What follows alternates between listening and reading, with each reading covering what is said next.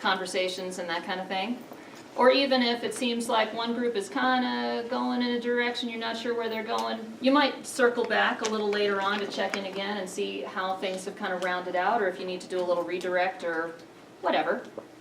But it's also valuable when these appointment times stop to maybe do a whole class moment where you kind of find out what are some of the pieces of evidence, in our case, that you guys are deciding to pull out. What do you feel is most important?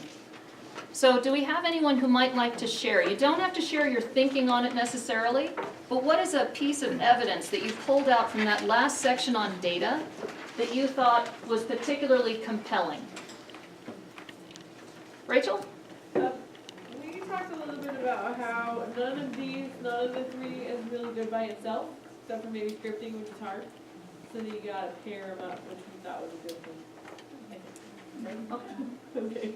All right, so you're thinking that none of those in isolation necessarily. It might be good to have a combination. Right. Okay, all right. Anybody else? Is there a piece of evidence from that section that you might like to elevate? I think tracking for Shelley and I would be good. Tracking? Just transitioning and things like that. Okay, all right. Yeah, tracking can be a useful tool. I like the fact that they mentioned that in there. It's not something that I automatically think of. The evidence, one thing I thought was important was the crucial that the observers are clear about the type of data the data collection that you are going to use.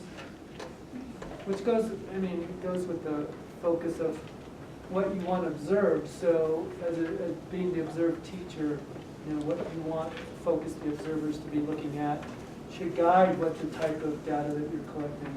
Mm-hmm.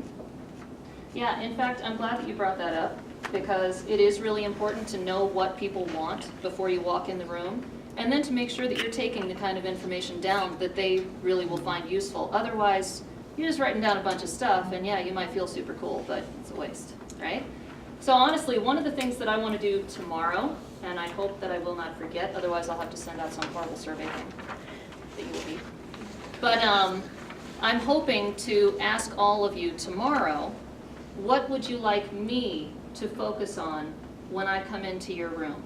So when I come into your room just to do these little observation, drive-by kind of deals where I'm in there for 20 minutes or so, is there something in particular that you would like me to script for or to look for or something like that to make it so it's more helpful for you, rather than me just walking in blind and writing down a bunch of stuff that I don't know if it's necessarily going to be very helpful for you or not. Okay? So good point. Yeah, Jana? I think that makes a lot of sense, and maybe it would be beneficial for some of us to take a look at, what the trends are so far in our observations, and maybe some gap areas that we might want to, say, all right, maybe Cindy can, help me show where I am actually effective in this particular area as part of the teacher evaluation rubric. And most definitely, the more the teacher is involved in the reflective process and going back and thinking about where do I see particular trends, that's when it's really powerful, right? Because one of my favorite quotes is John Steinbeck, and it's the whole thing of nobody wants advice, they only want corroboration, right? So people don't necessarily want to be told a bunch of stuff that they didn't anticipate or didn't ask for. So the more that the teacher does the reflection and thinks about what do I want you to look for, great, then that helps a lot. Then it makes it more useful, and people are generally going to look at it a little bit more closely. Okay, awesome. So what we're going to do is we're going to move to our next appointment time in just a moment, but first, let's preview it. So if you take a look at 6 o'clock, 6 o'clock is a little bit shorter in terms of reading. So 6 o'clock is just a little blurb there, plus the attached handout called 12 Tips for Peer Observation of Teaching. And this one focuses on using protocols to tame time.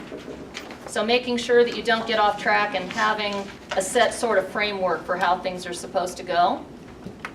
And then there is one question there for you to ponder that talks about the importance of protocols for having productive conversations with colleagues. What are the elements of a balanced, productive protocol in your opinion? Okay? So since this one's not as long, I think we're going to do 6 minutes on this. And 6 minutes for 6 o'clock. Okay, please go ahead and find your next partner.